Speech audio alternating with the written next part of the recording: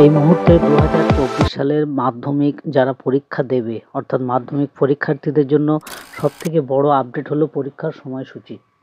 অর্থাৎ পরীক্ষার যে সময়সূচি সেই আপডেট 18ই জানুয়ারি পর্ষদের তরফ থেকে একটি বিজ্ঞপ্তি বের হয়েছিল।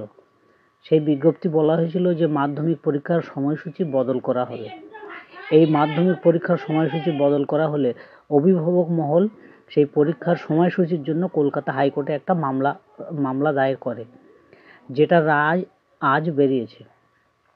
পরীক্ষার সময়সূচি নিয়ে অর্থাৎ পরীক্ষা কোন সময় হবে, কোন ডেটে হবে, সেইটা নিয়ে কি আপডেট আছে সমস্ত কিছু জানতে আজকের এই ভিডিওটি শেষ পর্যন্ত দেখুন। পশ্চিমবঙ্গ মধ্যশিক্ষা পর্ষদের তরফ থেকে মাধ্যমিক পরীক্ষার সময় হলো 11:45 থেকে 9:45 করা হয়েছিল। এই সিদ্ধান্তের বিরুদ্ধে হাইকোর্টে মামলা হয়েছিল।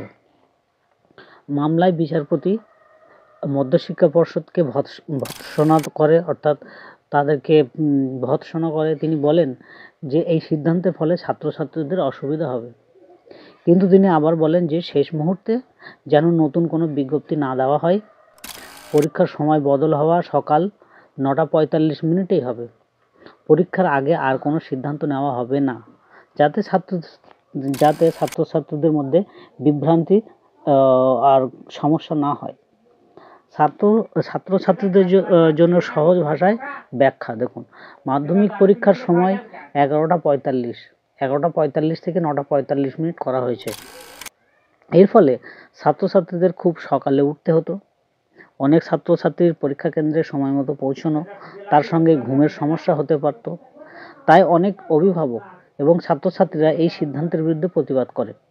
এই প্রতিবাদের পরিপ্রেক্ষিতেই হাইকোর্টের মামলা হয়েছিল। অবশেষে মাধ্যমিক পরীক্ষার সময় 11:45 থেকে 9:45 ফিরে গেছে। এতে ছাত্রছাত্রীদের নতুন করে বিভ্রান্ত হওয়ার কিছু নেই, কোনো সমস্যা নেই। তারা শেষ মুহূর্তে ভালোভাবে পরীক্ষার প্রস্তুতি নিচ্ছে, আর নিজের সেরা দিক দিয়েও পরীক্ষা হলে তারা পরীক্ষা দেবে।